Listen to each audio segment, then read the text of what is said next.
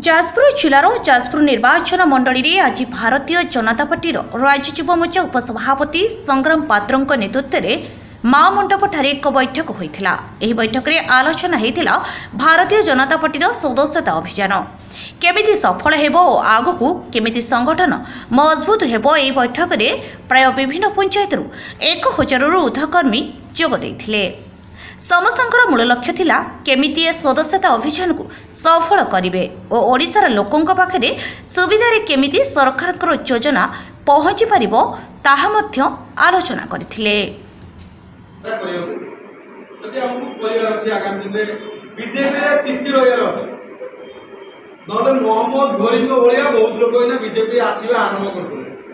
Party office आगे BJP लोग 10% जाऊँ बीजेडी लोग 90% जाऊँ।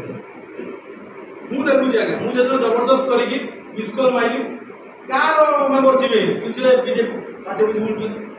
बीजेपी कौन से पक्षपातता करे बीजेडी नहीं बीजेपी नहीं कांग्रेस नहीं जी आसो काम आम करवा